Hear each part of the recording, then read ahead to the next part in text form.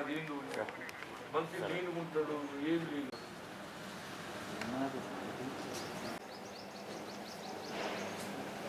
ఇప్పుడు 0.01% ఎవరికైతే అది ఏమి చూపుతుందో చెప్పచ్చుతట్లేదు. 99% రిస్క్ లేదు. ఆ 0.01% ఎవరితో తెలుస్తుంది.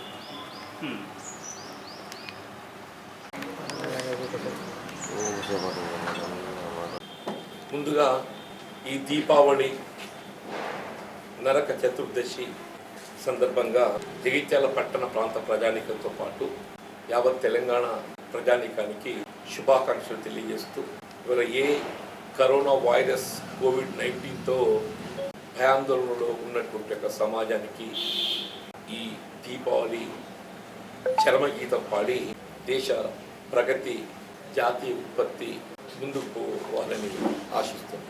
ఈ పాత్రికేయ సమావేశం సంబంధించి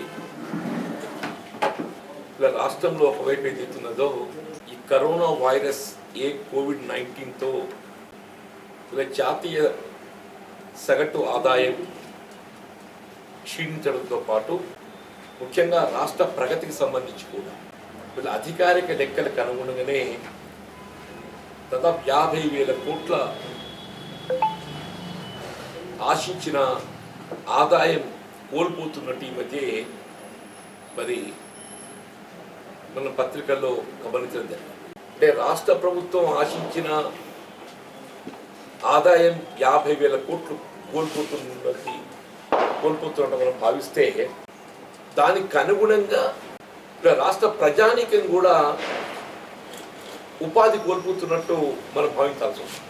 దానికి అనుగుణంగా అంటే ఈ పరిస్థితులలో ఒకవైపు ఏదైతుందో ప్రజానీకం ఉపాధి కోల్పోవడంతో పాటు నూతన ఉపాధి అవకాశాలు పొందలేక ఆర్థికంగా చితికిపోతున్నటువంటి ఒక పరిస్థితులలో ప్రజానీకానికి ప్రభుత్వం ప్రోత్సాహం కలిగించాల్సింది పోయి మరి ఇటు వ్యవసాయ రంగం ఈ అకాల వర్షాలు అతివృష్టితోని మనం తీవ్రంగా పంటలు కోల్పోవడం జరిగింది, దెబ్బతినడం జరిగింది. మరి అటు రైతాంగాన్ని ఆదుకోవడానికి కొరకే కానీ ఇటు పట్టణ ప్రాంతాల్లో ఉపాధి పొందేటటువంటి ముఖ్యంగా నిర్మాణ రంగం వీళ్ళ నిర్మాణ రంగ పురోగతితోనే వీళ్ళ జాతీయ పురోగతి ఆధారపడి ఉంటుంది. వీళ్ళ నిర్మాణ రంగానికి సంబంధించి మళ్ళీ ఎల్ఆర్ఎస్ ల్యాండ్ రెగ్యులేషన్ స్కీమ్ ఏదైతే తెర మీదకి రావడం జరిగిందో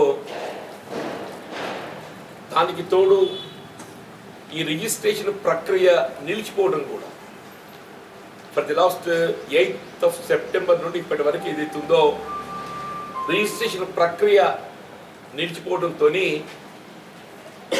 అటు గ్రామీణ ప్రాంతానికి సంబంధించే కానీ ముఖ్యంగా ఇటు పట్టణ ప్రాంత నిర్మాణ రంగం ఏదైతుందో పూర్తిగా పురోగతి మరి నిలిచిపోయిందని చెప్పక తప్పదని చెప్పండి. ఇలా రిజిస్ట్రేషన్ ప్రక్రియ నిలిచిపోవడంతో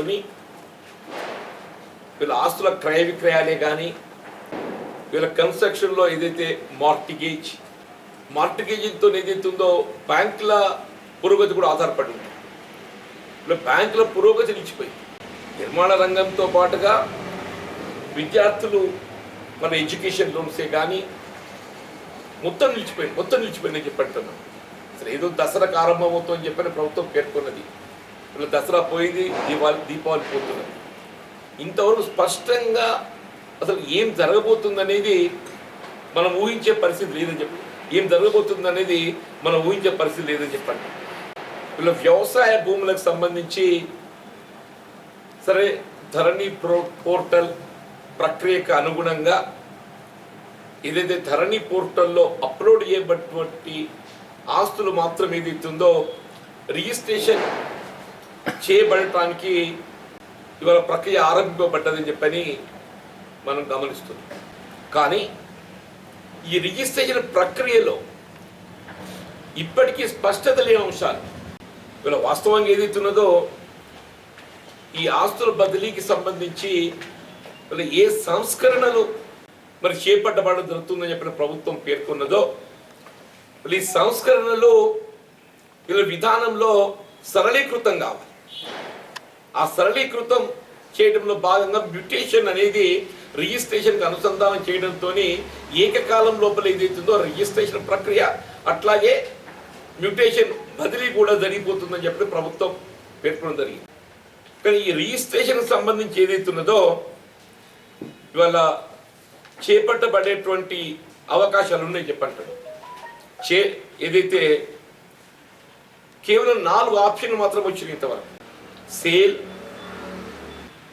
గిఫ్ట్, పార్టీషన్, సక్సెషన్.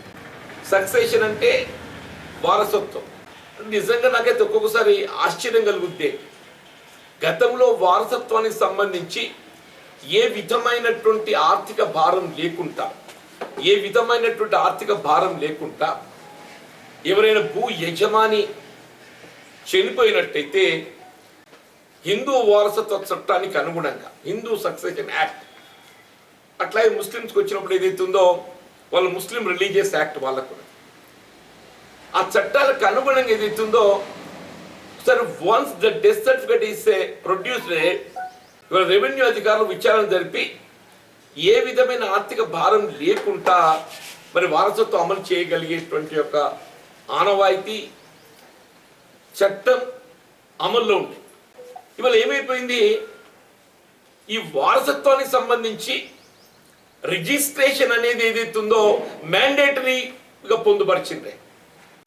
మరి అసలు ప్రభుత్వము సీఎం గారికి ఈ ఆలోచన చేసి అధికార యంత్రాంగం ఏం సూచనలు చేస్తుందో ఏంటో నాకైతే తోయడం లేదని చెప్పి అంటున్నాను. ఇలా వారసత్వం అంటే ఇలా గతించిన ఒక యజమాని తండ్రికి 4 పిల్లలు ఉంటాయి. ఆ 4 ఏకాభిప్రాయంతో ఉన్నప్పుడు మాత్రమే ఏదైతే రిజిస్ట్రేషన్ ప్రక్రియ చేపట్టబడడం సాధ్యమైంది. ఆ 4 ఏకాభిప్రాయంతో లేక ఏ ఒక్కడు ఏదైతుందో సహకరించకున్నట్టయితే రిజిస్ట్రేషన్ ప్రక్రియ చేయగలిగే అవకాశం లేదు. ఇవాళ ఎవరైనా ఒకరు విభేదించినా కానీ ఇలా చట్టానికి అనుగుణంగా హిందూ వారసత్వ చట్టానికి అనుగుణంగా ఎవరి హక్కులు వారికి ఏదైతుందో నిర్దేశించి అమలు చేసేటువంటి ఒక బాధ్యత రెవెన్యూ అధికారులపై ఉందని చెప్పండి. వీళ్ళు 4 వారసులు ఉంటే ఒకడు మొండోడు ఉంటాడే, వాడు అడ్డం పెట్టేటోడు ఉంటాడు. వాడు అడ్డం పెట్టేంత మాత్రాన్ని ఏదైతుందో ఒక అమాయకుని హక్కు అయితే కోల్పోకూడదు కదా. వారసత్వ చట్టానికి అనుగుణంగా ఎవరి హక్కు ఏంటి, ఎవరి భాగం ఎంత అనేది తేల్చబడాలి. ఇవాళ ఏదైతుందో అసలు ఈ లెక్కను ఆలోచన చేస్తే అసలు వారసత్వం ప్రక్రియను పూర్తిగా నిలిచిపోతుందని చెప్పని భావించక తప్పదని చెప్పంటారు. దీన్ని పునః పరిశీలించాలని చెప్పంటున్నాయి. ఇంకా ఆశ్చర్యకరం ఏంటంటే ఏ విధమైనటువంటి ఒక పన్నుల భారం లేకుండా అమలు చేయగలిగేటువంటి ఈ వారసత్వ చట్టం ఏదైతుందో ఇవాళ ఎకరా 2500 రూపాయలు అంటే 4 ఎకరాలుంటే 10,000 కట్టాలి. 4 ఎకరాలుంటే 10,000 కట్టాలి. ఎందుకు నాకైతే అర్థం కావటం లేదంటూ నేను ఈ రెవెన్యూ అధికారులు వాళ్ళు వేతనం పొందుతుంది ఎందుకు, రెవెన్యూ అధికారులు వేతనం పొందుతుంది ఎందుకు అని చెప్పి అంటూ నేను ఇది వాళ్ళ విధిలో భాగం అని చెప్పి అంటున్నా. ఇది వాళ్ళ విధిలో భాగం. వీళ్ళు సామాన్యునిపై ఏదైతుందో ఒక రైతుపై ఒక భూ యజమానిపై ఆయన హక్కు ప్రక్రియ అమలు చేయబడటానికి ఏదైతుందో ఇవాళ సుంకం చెల్లించడం అంటే మరి ఇది కేసీఆర్ సుంకం.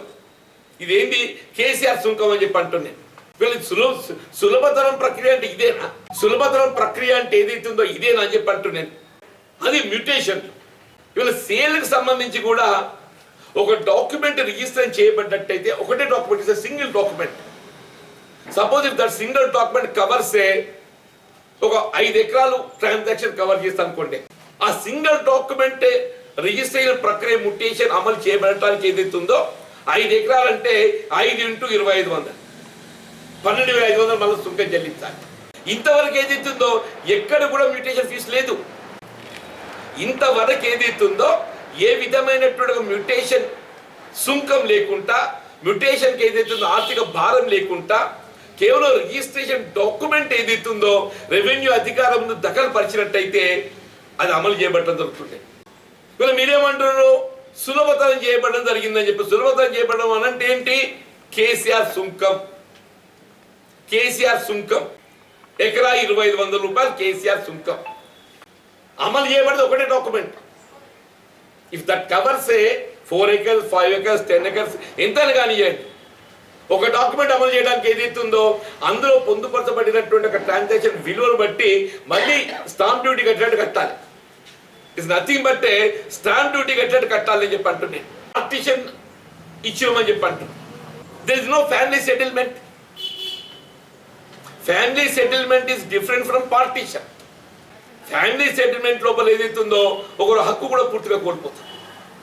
Can give up. ఇప్పుడు ఫ్యామిలీ సెటిల్మెంట్కి ఏదైతుందో ఏ విధమైనటువంటి ఆప్షన్ లేదు అని చెప్పంట. ఫ్యామిలీ సెటిల్మెంట్ వీళ్ళు గిఫ్ట్ ఆప్షన్ ఇచ్చిండ్రు. Gift is only within the family members ఇచ్చిండు. Gift only within the family members ఇచ్చిండు. ఇవాళ ఒకటి ఏదైతుందో ఆయన కుటుంబ సభ్యులు దూరం అవుతారు. అతను ఏమనుకుంటాడు, చారిటీ ఒక సేవా సంస్థకు దానం చేయదలుచుకుంటాడే. వీళ్ళ గిఫ్ట్ అనేది విత్ ఇన్ ఫ్యామిలీలోనే గిఫ్ట్ చేయాలని ఇక్కడ ఆంక్ష లేదు. It can gifted to anybody at the choice of the that owner. కుటుంబ సభ్యులు ఏదైతుందో దూరం అయినప్పుడు ఒక చారిటబుల్ ఇన్స్టిట్యూషన్కి ఇస్తాడు సేవ తత్పరతతోనే. There is no such option. ఇక్కడ కుటుంబ సభ్యులు దూరం అయినప్పుడు ఏదైతుందో ఒకరు సేవ చేయడానికి ముందుకు వస్తాడు. నాకు ఒకడు ఏదైతుందో నాకు రక్త సంబంధికుడు కాకున్నప్పటికీ కూడా నా పైన అభిమానంతో ఏదైతుందో నా సేవ చేస్తున్న చివరి క్షణాలలో. Suppose if I want to gift any property of my, నేను చేయడానికి వీల్లేదు. అంటే ఇదంతా so confusion. There is no power of attorney. General power of attorney ఉంటుంది కదండి. There is no option for general power of attorney. In the absence of the original landowner, in the absence of the original property owner, the general power of attorney can hold the rights of as equal to the owner. There is no option for power of attorney. అసలు ఏం జరుగుతుంది ఏంటి అనేది ఆ చేసినోడి తెలియదు, చేతిలో తెచ్చుకుని తెలియదు అని చెప్పి అంటున్నాను. వీళ్ళ రాష్ట్రంలో దాదాపు 74 లక్షల ఫ్యామిలీ హోల్డింగ్స్ ఉన్నాయి. అఫీషియల్లీ అధికారికంగా రాష్ట్రంలో 74 లక్షల ఫ్యామిలీ హోల్డింగ్స్ ఉన్నాయి. 74 లక్షల ఫ్యామిలీ హోల్డింగ్స్కు ఇప్పుడు ఇంతవరకు ఏదైతుందో పట్టేదారు పాస్బుక్ జారీ చేయబడ్డది బిట్వీన్ 50 to 55, ఓ లక్ష అటు ఇటు, ఓ కొంత 57 అంటారు, 55 అంటారు, 50 అంటారు. అంటే ఇంకా స్టిల్ 20 lakh హోల్డింగ్స్ ఏదైతున్నదో పట్టేదారు passbooks are not issued yet. 20 లక్షల పట్టేదారు పాస్బుక్లు జారీ చేయబడలేదు for various reasons. For negligence of the revenue department, or whatever it is. వాళ్ళు ఏదైతుందో మరి ఆ క్రయ విక్రయం ప్రక్రియ ఏదైతుందో వాళ్ళు చేసుకునే అవకాశం లేదు. దేశంలో ఎక్కడ లేని విధంగా ఏదైతుందో ఒక నూతన ప్రక్రియ నువ్వు చేపడతావు అని చెప్పని భావిస్తే ఇట్ మస్ట్ బి లేటెస్ట్. ఈ ధరణి పోర్టల్ అనేది is outdated. Dharani portal is outdated. దాన్ని ఏదైతుందో మీరు అప్డేట్ చేస్తుండొచ్చు, నేను ఐ డోంట్ డినై, అప్డేట్ చేస్తుండొచ్చు. బట్ ధరణి పోర్టల్ అనేది ఇవ్వాలి కాదు, ఇది ఇట్స్ అవుట్డేటెడ్. ఇలా దేశంలో వివిధ రాష్ట్రాలలో ఏదైతుందో వివిధ పోర్టల్స్ అమల్లో ఉన్నాయి. ఇవాళ తెలంగాణ రాష్ట్రమే కాదు, ఈవెన్ ఏపీలో కూడా అక్కడ అమల్లో ఉన్నది. మన పొరుగు రాష్ట్రం కర్ణాటక భూమి కావేరి అని చెప్పని మచ్ అడ్వాన్స్. భూమి కావేరి కర్ణాటక రాష్ట్రం లోపల ఏదైతుందో ల్యాండ్ ఎక్స్టెంటే కాదు, ల్యాండ్ ఎక్స్టెంట్తో పాటుగా ఫీల్డ్ సర్వే. మనం ఒక్కసారి ఏదైతుందో అక్కడ భూమి రిజిస్టర్ చేయబడాలనంటే దాని కొలతల హద్దులతో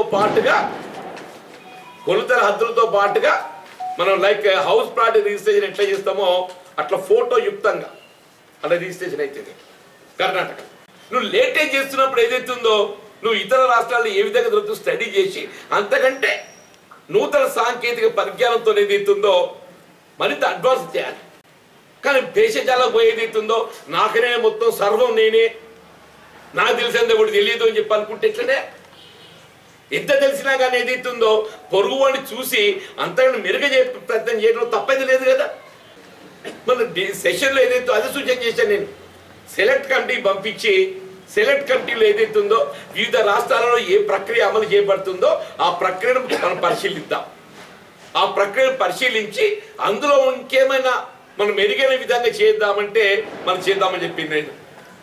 వీళ్ళు ఏ బిల్లే కానీ దాన్ని అమలు చేయబడే తలంచినప్పుడు ఏదైతుందో ఇంకా దాని మెరుగైన విధానం కొరకు ఏదైతుందో లోటుపాట్లను స్టడీ చేయడానికి సెలెక్ట్ కమిటీ పంపడం ఆనవాయితీ.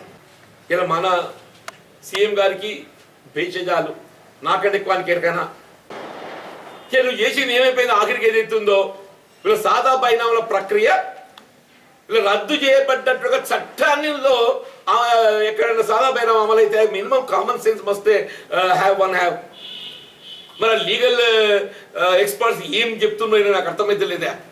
1971 ఏదైతే ల్యాండ్ రెవెన్యూ యాక్ట్ అది ఏది ఉందో అది ఈయననే రద్దు చేసింది.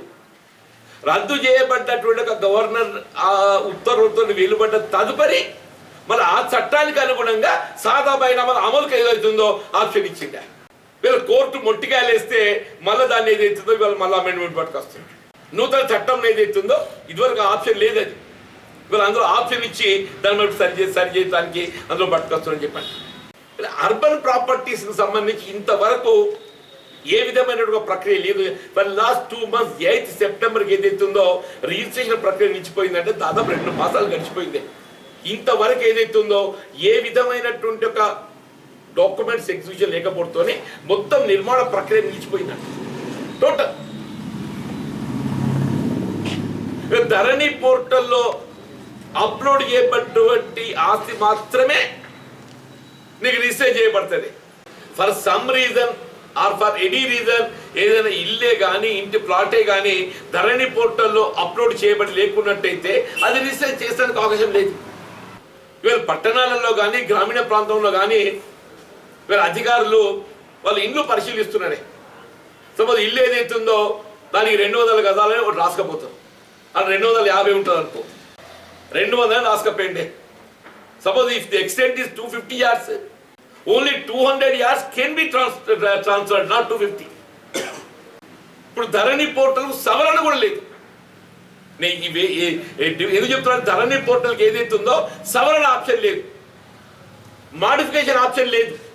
ఇలా అధికారులు ఏదైనా పొరపాటు చేస్తే దాన్ని సవరించేటువంటి ఒక అవకాశం అయితే పోర్టల్కి ఉండాలి కదా. ఇవాళ ఎంఆర్ఓస్ చేసిన పొరపాట్లకు ఏదైతుందో మరి ఉదాహరణకు మల్యాల మండల్ రాంపూర్లో ఒక రైతు ఏదైతుందో ఆయన కొడుకు యాక్సిడెంట్ చేయకపోతే మనమనికి ఒక 2 ఎకరాల భూమి గిఫ్ట్ చేసి రిజిస్టర్ గిఫ్ట్. ఆటోమేటిక్గా అదేం కావాలి, రిజిస్టర్ గిఫ్టే ఈ యజమానికి తొలగించబడి ఎవరికైతే గిఫ్ట్ చేయబడుతుందో ఆయనకి ఎంటర్ కావాలి. ఈయన తొలగించిండ్రు, ఆడు ఎంటర్ చేయలేదు. గిఫ్ట్ చేసిన తొలగించింది. ఇప్పుడు ఈయన జారీ చేయబడ్డ పట్టేదారు పాస్బుక్లో ఏదైతున్నదో ఏదైతే గిఫ్ట్ చేసిండో అది తొలగించబడ్డది. కేవలం ఆ రిమైనింగ్ పార్ట్ అయిన పట్టేదారు పాస్బుక్ జారీ చేయబడ్డది. వీళ్ళకి ఎప్పుడైతే తొలగించబడ్డదో ఎవరి పేరెంట్ అయితే అది డొనేట్ చేయబడ్డదో దానికి ఎంట్రీ చేయాలి కదా, ఆయనకి ఎంట్రీ చేయాలి. ఇప్పుడు అమలు కావాలంటే ఆప్షన్ లేదు. పట్టేదారు పాస్బుక్లో నమోదు చేయబడి ఉంటేనే చేస్తుంది. పట్టేదారు పాస్బుక్ లోపల ఇప్పుడు మ్యూటేషన్ ఫీజు కట్టినా కానీ ఏదైతుందో పట్టేదారు పాస్బుక్ లోపల అది నమోదు చేయబడి ఉండాలి. మ్యూటేషన్ ఫీజు ఇవి 2 ఎకరాలకు ఏదైతుందో 5,000 రూపాయలు పోతాయి. 2 ఎకరాలకు 25,000 5,000 పోతాయి. ఈ 5,000 వేరే మంచిది అని చెప్పి అనుకున్నా కానీ ఏదైతుందో ఈ పట్టేదారు పాస్బుక్లో నమోదు చేయబడి ఉంటేనే అక్కడ మ్యూటేషన్ అమలు అవుతుంది. ఈ పట్టేదారు పాస్బుక్లో అమలు చేయబడలేదు, తొలగించబడ్డది, కానీ నమోదు చేయబడలేదు. దాన్ని సవరించే ఆప్షన్ లేదు, అంటే సచ్చే సాంకేతిక అంటే సవరణలు చేయవలసినటువంటి ఆవశ్యకత ఉందని చెప్పండి. ఇది మస్ట్ బి స్టడీడ్ థరోలీ చెప్పంటు. నేను ఇదేదో ఇట్లా చేసేది కాదు. ఇది దీన్ని రిజిస్ట్రేషన్ ప్రక్రియ నిలిపేసి ఏదైతుందో ఇప్పుడు లేని సమస్యలు తెచ్చి పెట్టిందని చెప్పంటుండే. నేను ఏదైతుందో నువ్వు చేసేది మంచి ఆలోచన చెప్పని భావించినప్పుడు సదుద్దేశంతో ఏదైతున్నదో పూర్తి స్థాయి లోపల దాన్ని పరిశీలించి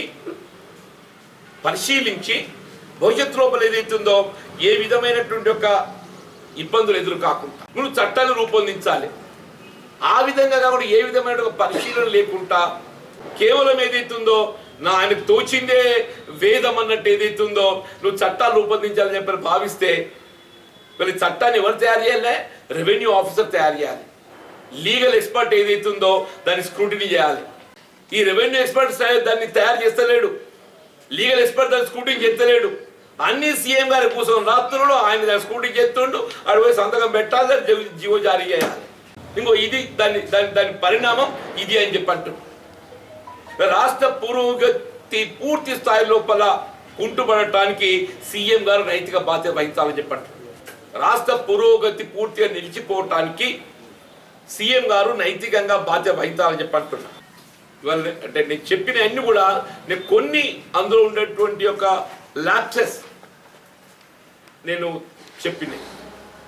ఇవాళ నిజంగానే మీరు సరళీకృతం చేయాలి, మెరుగైన విధానాన్ని అవలంబింప చేయాలని చెప్పి భావిస్తే ఇవాళ నేను ఫర్ ఎగ్జాంపుల్ చెప్పిన రిజిస్ట్రేషన్ ప్రక్రియ లోపల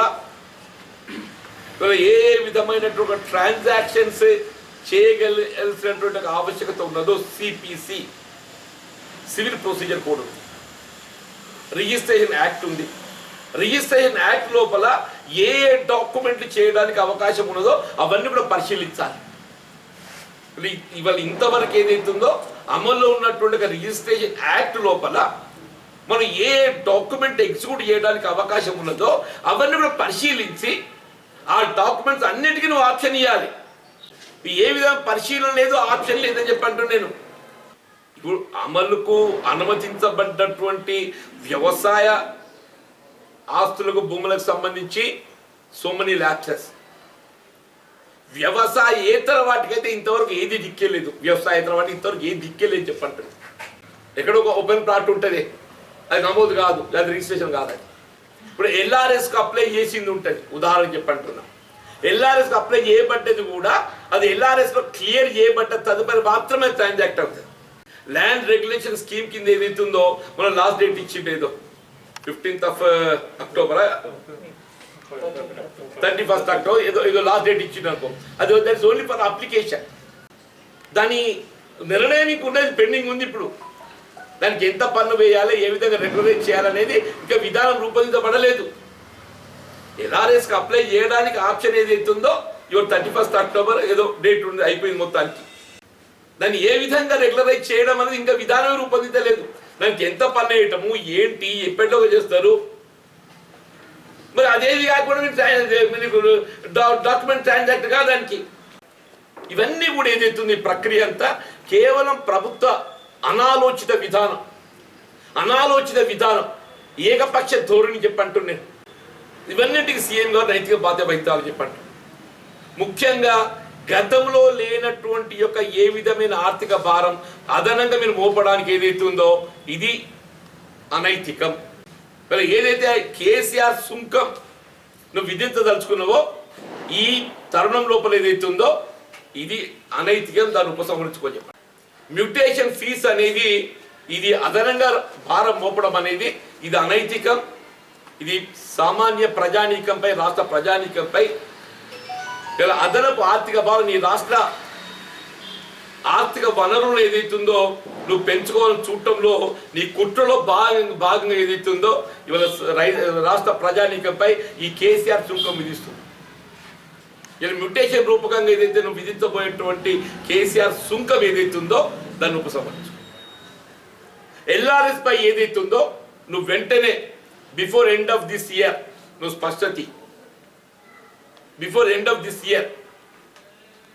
స్పష్టత అర్బన్ ప్రాపర్టీ సంబంధించి ట్రాన్సాక్షన్ తక్షణమే ఆరంభించే.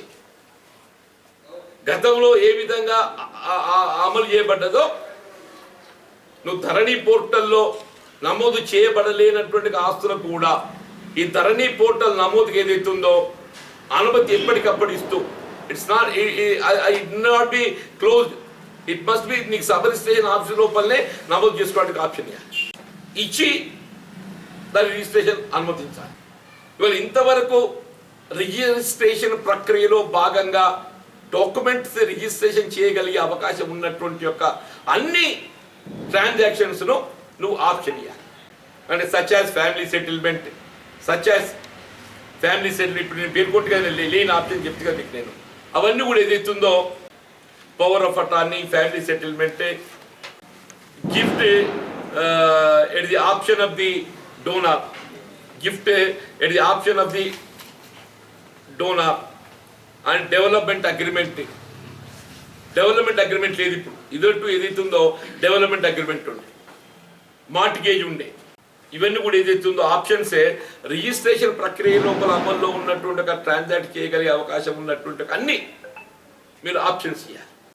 తక్షణమే ప్రక్రియ ఆరంభింప చేయాలని చెప్పని డిమాండ్ చేస్తుంది. ఇది కాదు అశోక్ వీళ్ళు ఏదైతుందో ఈ ల్యాండ్ ట్రాన్సాక్షన్స్ లోపల ఇన్వాల్వ్ అయ్యేటట్టు ఇప్పుడు ఇంతవరకు అయితే బిఫోర్ 8th సెప్టెంబరే ఈ రిజిస్ట్రేషన్ ప్రక్రియకు సంబంధించి స్టాంప్ డ్యూటీ చాలాన్ కట్టింది. స్టాంప్ డ్యూటీ చాలాన్ కట్టిన తదుపరి నీకు డాక్యుమెంట్ రిజిస్ట్రేషన్ ఎగ్జిక్యూషన్కు ప్రజెంట్ అంటే దానికి దాఖలుపరిచి లోపల ఈ ఆంక్షలు వచ్చింది. ఈ ఆంక్షలు రావడంతో ఏదైతుందో అది మొత్తం నిలిచిపోయింది. అవన్నీ ఏదైతుందో గతంలో చాలా ఏదైతే స్టాంప్ డ్యూటీ చేయడం జరిగిందో అవన్నీ కూడా యాక్సెప్ట్ చేయబడాలి. అవన్నీ కూడా యాక్సెప్ట్ చేయబడాలి.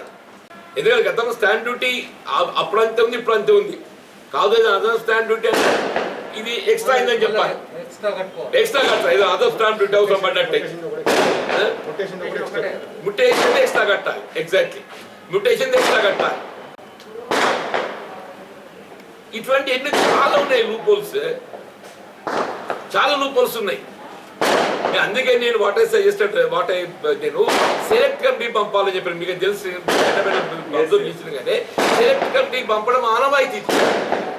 సెలెక్ట్ కమిటీ పంపించినట్టయితే నేను లీగల్ స్క్రూటినీ చేసి ఎక్కడెక్కడ ఏ లూపోల్స్ ఉన్నాయో ప్లగ్ చేసి దాన్ని రూపొంది ఒక 15 రోజులు 4 రోజుల లోపల అయిపోతుంది.